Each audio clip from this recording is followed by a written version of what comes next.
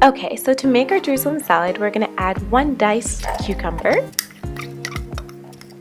and 1 tomato that's also been diced, 3 whole scallions finely sliced, a 1/4 cup of finely chopped parsley, a tablespoon of lemon juice, a tablespoon of olive oil, and of course some salt to taste.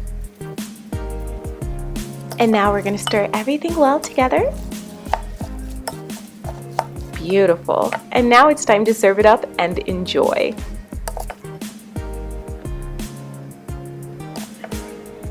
That looks so delicious.